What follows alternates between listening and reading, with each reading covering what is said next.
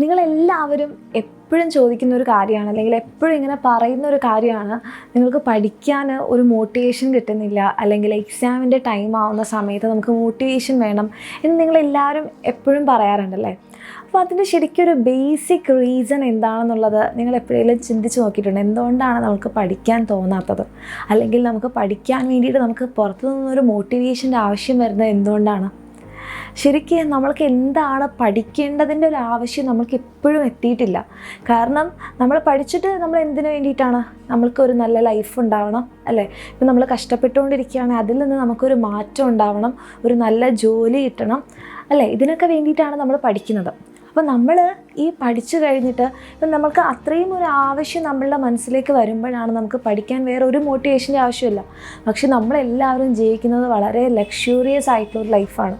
കാരണം പഠിച്ചിട്ടില്ലെങ്കിലും നിങ്ങൾക്ക് എല്ലാവർക്കും ജീവിക്കാൻ പറ്റുന്നുണ്ട് അല്ലേ. നിങ്ങൾക്ക് എല്ലാവർക്കും ഇത് പഠിച്ചിട്ടില്ലെങ്കിലും ഭക്ഷണം കഴിക്കാൻ കിട്ടും, നമുക്ക് എല്ലാവർക്കും ഉറങ്ങാനൊരു സ്ഥലമുണ്ട്. ഇതൊക്കെ ഉണ്ടാകുമ്പോൾ ഞാനെന്തിനാണ് പഠിക്കുന്നത്, ഞാൻ എവിടെയെങ്കിലും എങ്ങനെയെങ്കിലുമൊക്കെ എത്തിക്കോളും എന്നുള്ളൊരു ചിന്ത നിങ്ങൾ ചിലപ്പോൾ ബോധപൂർവ്വം ആയിരിക്കില്ല, നിങ്ങളുടെ മനസ്സിലുണ്ടാവും. അതുകൊണ്ടാണ് നിങ്ങൾക്ക് എന്ത് ചെയ്യാൻ പറ്റാത്തത്, പഠിക്കാനൊരു മോട്ടിവേഷൻ്റെ ആവശ്യം വരുന്നത്, പഠിക്കാൻ നിങ്ങൾക്ക് തോന്നാത്തത്. മിസ് എന്തായി പറയണ മോട്ടിവേഷൻ എന്നൊക്കെ പറഞ്ഞിട്ട് മിസ് ഞങ്ങളാകെ തകർത്തുകയാണോ? അല്ല. കാരണം നിങ്ങൾ തന്നെ നിങ്ങളുടെ ലൈഫിലൊന്ന് ആലോചിച്ച് നോക്കൂ. നിങ്ങൾക്ക് നന്നായിട്ട് വിശക്കുമ്പോൾ നിങ്ങൾ ആരെങ്കിലും മോട്ടിവേറ്റ് ചെയ്യണോ? മക്കളെ വന്ന് കഴിക്കുമെന്ന് പറഞ്ഞ് നിങ്ങൾ ആരെയും വിളിച്ചു കൊണ്ടുവരണോ? വിശക്കുന്ന സമയത്ത് നിങ്ങൾ അറിയാതെ തന്നെ ഓടിപ്പോയി ഭക്ഷണം എവിടെയാണോ കിട്ടുന്നത്, എന്താണോ കിട്ടുന്നത് അത് നിങ്ങൾ കഴിക്കാറില്ലേ?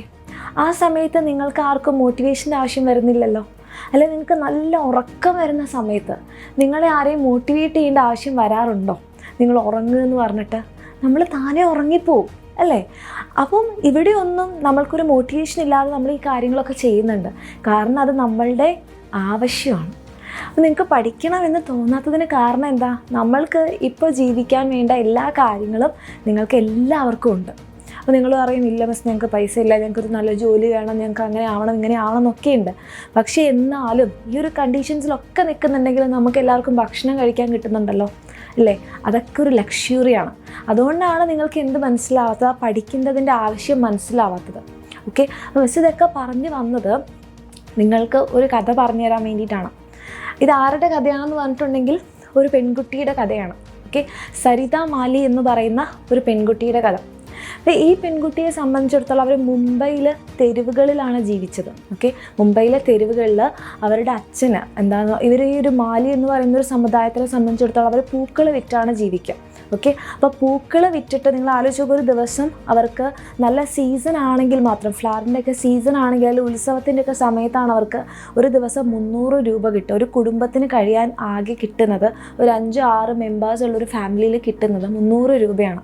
അപ്പോൾ ഇവർക്ക് വളരെ കഷ്ടപ്പാട്. ഓക്കെ. ഭക്ഷണം പോലും കഴിക്കാനില്ല ആ സമയത്ത്. ആൻഡ് ഇവരുടെ ഈ ഒരു സമുദായത്തിനെ സംബന്ധിച്ചിടത്തോളം ഈ ഒരു വേറെ പഠിക്കാൻ പാടില്ല, പ്രത്യേകിച്ച് പെൺകുട്ടികളൊന്നും പഠിക്കാൻ പാടില്ല, ഇവർ പൂക്കൾ വിറ്റ് തന്നെ ജീവിക്കണം, അങ്ങനെയൊക്കെയാണ് ആ ഒരു സ്ഥലത്ത്. അപ്പം ഇങ്ങനെ ഇരിക്കെ ഇവരുടെ അച്ഛൻ, ഓക്കെ, റാം സൂറത്ത് എന്ന് പറയുന്ന ഈ ഒരു സരിത മാലിയുടെ അച്ഛൻ പറയുകയാണ്, അദ്ദേഹമാണ് പൂക്കൾ വിൽക്കുക ആൻഡ് കുട്ടികളെയും കൂടെ കൊണ്ടുപോകും പൂക്കൾ വിൽക്കാൻ വേണ്ടിയിട്ട്. അപ്പോൾ രാവിലെ 8 മണി മുതൽ രാത്രി 12 മണി വരെ അമ്മയും ചേച്ചിമാരൊക്കെ എന്ത് ചെയ്യും, പൂക്കളൊക്കെ കോർത്ത് മാലയൊക്കെ ആക്കും. ആ മാല വിൽക്കാനാണ് ഇവർ 12 മണി മുതൽ അങ്ങോട്ട് പോകുന്നത്.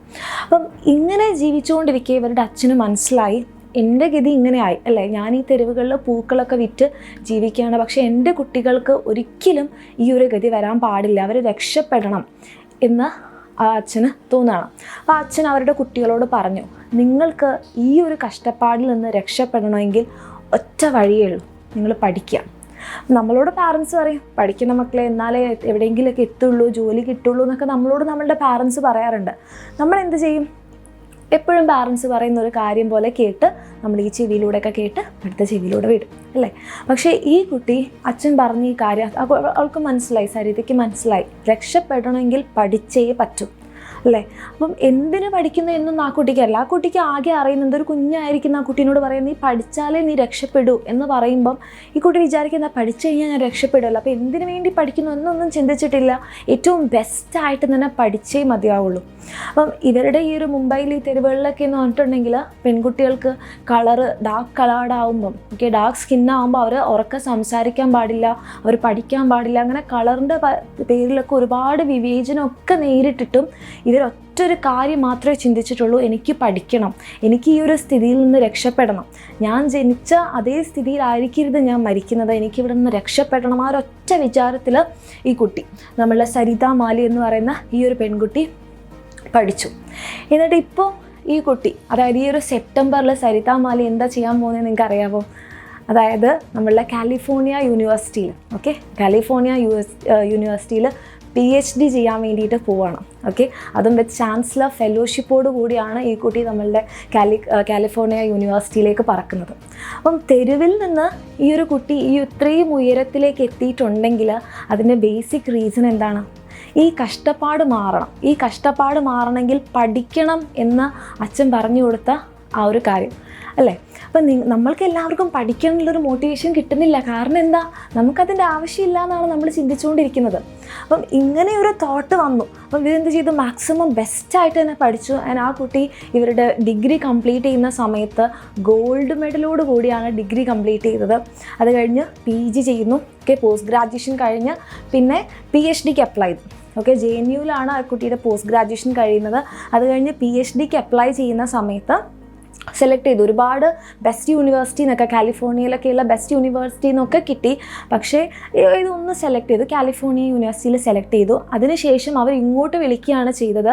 അതായത് ഈ കുട്ടിയുടെ അക്കാഡമിക് പെർഫോമൻസ് കാരണം, സരിത മാലിയുടെ അക്കാഡമിക് പെർഫോമൻസ് കാരണം ആ കുട്ടിക്ക് മെറിറ്റിൽ ഏറ്റവും മുന്നിൽ നിൽക്കുന്ന കുട്ടികൾക്ക് കൊടുക്കുന്ന ചാൻസലർ ഫെലോഷിപ്പോടുകൂടി 7 വർഷത്തേക്ക് 7 വർഷം ആ കുട്ടിക്ക് അവിടെ PhD പഠിക്കാം.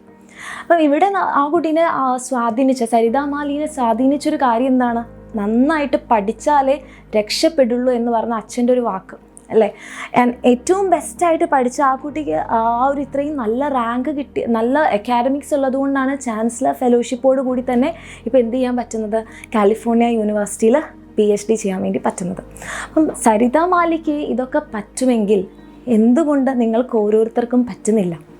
കാരണം നമ്മൾ അതിനെക്കുറിച്ച് ചിന്തിക്കുന്നില്ല, അതിനെക്കുറിച്ച് നമുക്ക് വേണ്ട എന്നുള്ള രീതിയിലാണ്. ഇപ്പം ഈ സരിത മാലി തന്നെ പറഞ്ഞൊരു കാര്യമുണ്ട്, എനിക്ക് ഒരുപാട് വിവേചനങ്ങൾ നേരിടേണ്ടി വന്നിട്ടുണ്ട്, എക്കണോമിക്കലി ആയിക്കോട്ടെ ഫിനാൻഷ്യലി എല്ലാം. അതായത് നമ്മളുടെ കളറിൻ്റെ പേരിലൊക്കെ സംസാരിക്കാൻ പോലും പറ്റില്ല. ഉയർത്ത ശബ്ദത്തിൽ സംസാരിച്ചു കഴിഞ്ഞാൽ അതുവരെ പ്രശ്നം ആണ് എന്ന് കരുതുന്ന ഒരു സമൂഹത്തിൽ ജീവിച്ചുകൊണ്ട് എന്ത് ചെയ്തു? ഇത്രയും നല്ലൊരു വിജയം ഉണ്ടാക്കിയെടുത്തു. അപ്പം ഇത് നിങ്ങൾക്ക് എല്ലാവർക്കും എന്താണ്? ഒരു പാഠമാണ്. നമ്മൾക്കൊണ്ട് പറ്റാത്തതായിട്ട് ഒന്നുമില്ല. പക്ഷേ എന്തിലാണിത് ഡിപ്പെൻഡ് ചെയ്തിരിക്കുന്നത്? നമ്മൾക്ക് വേണോ വേണ്ടോ, ആ ഒരു കാര്യത്തിൽ ഒന്നിലാണിത് ഇരിക്കുന്നത്. അപ്പോൾ നിങ്ങൾക്ക് സരിത മാലിക്ക് തെരുവിൽ നിന്ന് കാലിഫോർണിയ യൂണിവേഴ്സിറ്റിയിലെ ഏറ്റവും ബെസ്റ്റ് സ്റ്റുഡൻറ്റിനുള്ള ചാൻസലർ ഫെലോഷിപ്പോട് കൂടിയൊക്കെ പഠിക്കാൻ പറ്റുന്നുണ്ടെങ്കിൽ നിങ്ങൾക്ക് എല്ലാവർക്കും വളരെ ഈസി ആയിട്ട് പറ്റും. ആൻഡ് നിങ്ങളെല്ലാവരും അത് ചെയ്യുകയും വേണം.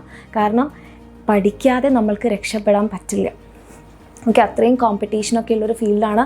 പക്ഷേ സരിത മാലി അനുഭവിച്ചതുപോലത്തെ ഒരു സിറ്റുവേഷനും ഇന്ന് നമ്മൾ ആരും തന്നെ അനുഭവിക്കുന്നില്ല അല്ലേ? നമുക്ക് വേണ്ട സമയത്ത് ഭക്ഷണമുണ്ട്, പഠിക്കാൻ പറ്റുന്നുണ്ട്, സ്കൂളുണ്ട്, ടീച്ചേഴ്സ് ഉണ്ട് അല്ലേ, വസ്ത്രമുണ്ട്, എല്ലാം ഉണ്ട്. ഇതൊക്കെ ഉണ്ടായിട്ട് നമ്മൾ പഠിച്ചിട്ടില്ല, നമ്മളൊരു നിലയിൽ എത്തിയിട്ടില്ല എന്നുണ്ടെങ്കിൽ അത് നമ്മളുടെ മാത്രം കുഴപ്പമാണ്. സോ അങ്ങനെ ഒരു സ്ഥിതിയിലേക്ക് എത്തരുത്. ഏറ്റവും ബെസ്റ്റായിട്ട് തന്നെ പഠിക്കുക. ഇതേപോലെ നാളെ ഒരു അവസരത്തിൽ നിങ്ങളുടെ ഓരോരുത്തരുടെയും സ്റ്റോറി മറ്റുള്ളവർ പറയാൻ പറ്റുന്ന രീതിയിലേക്ക് നിങ്ങളെല്ലാവരും ഉയരണം. എല്ലാവർക്കും ഓൾ ദി ബെസ്റ്റ്.